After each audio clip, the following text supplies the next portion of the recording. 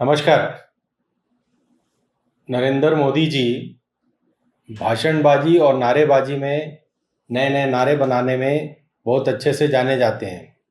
अब की बार 400 पार, अब की बार मोदी सरकार और सबसे बड़ा अब की बार ट्रंप सरकार। अब की बार ट्रंप सरकार। तो वो वहां जाकर भी बोला है हाउडी मोदी में भी, और यहाँ पर भी उनको ट्रंप साहब को बुलाकर 1-1.5 लाख लोग दिखाए उन्होंने। US President Donald Trump arrived in India on Monday to a raucous reception.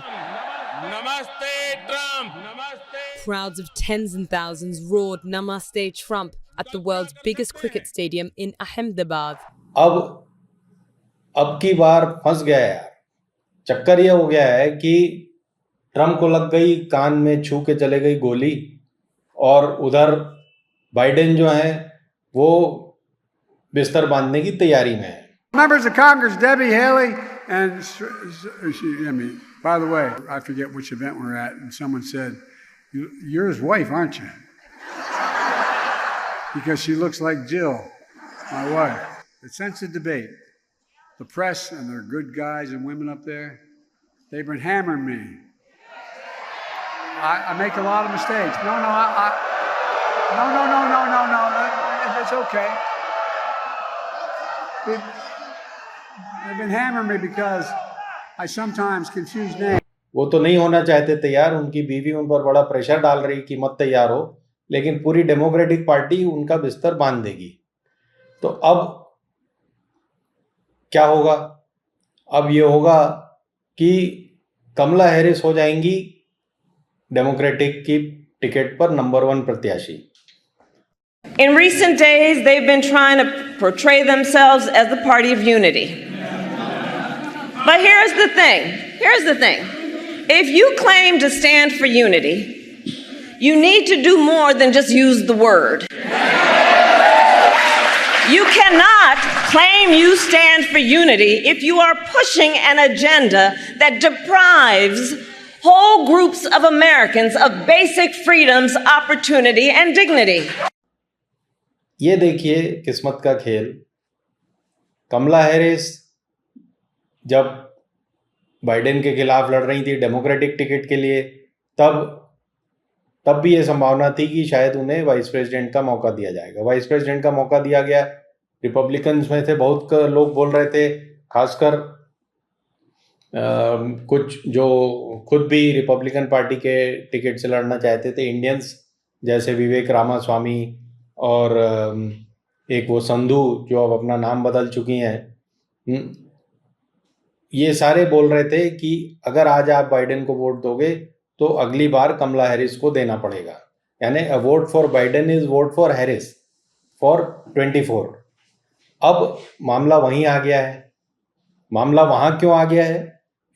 क्योंकि इधर ट्रंप ने भी बड़ा सोच समझ के वॉन्स को अपना नंबर 2 बनाया है, वाइस प्रेसिडेंट का कैंडिडेट बनाया है। वॉन्स की पत्नी आंध्र प्रदेश की हैं, इंडियन है, तो उन्हें उम्मीद थी कि जो भी Kamala Harris as vice president ticket में रहेंगी नंबर 2, उसको काट देंगी ये वॉन्स की बीवी।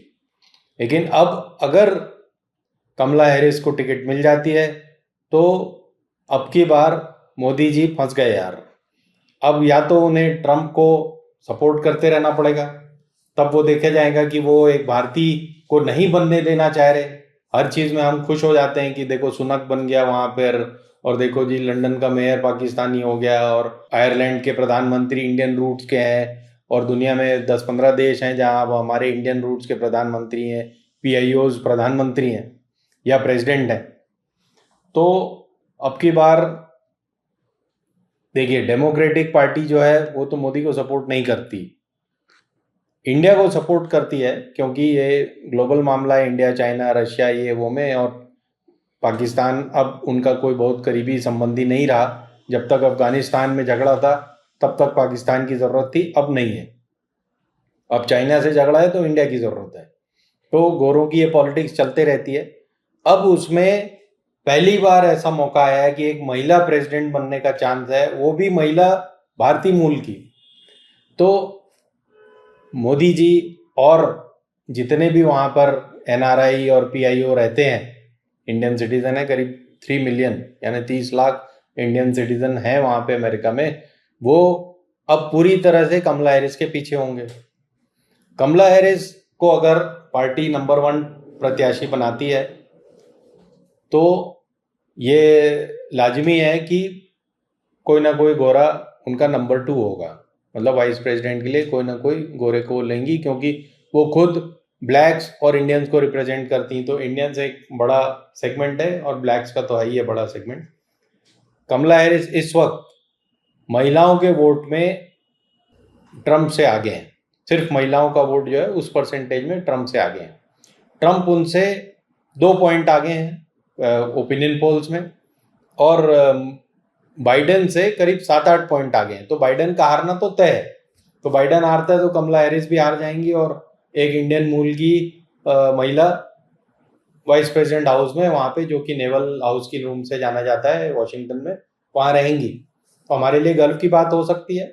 हालांकि वो है अमेरिकन, उन्हें इंडिया से कोई बहुत अपने मूल के अलावा कोई ज़्यादा लेना देना नहीं है। उनकी बोल चाल, रहना सहना, खाना पीना सब कुछ अमेरिकन है। लेकिन हम इस बात पर गर्व करते हैं कि हमारे मूल के लोग अब विश्व में छा रहे हैं, CEOs बन गए हैं, मैनेजर्स बन गए हैं और दुनिया भर के सॉफ्टवेयर इंजीनियर्स हमारे हैं। इससे हम गर्व करते हैं, करना भी चाहिए। इस बात पर हम गर्व नहीं करते कि बाहर की एक इटालियन आ जाती है और हमारे यहाँ कुछ करने लगती है तो हम उसको इटालियन कहकर तंग करते हैं, लेकिन हमारे लोग वहाँ जाके बन जाएं तो हम बड़े खुश हैं।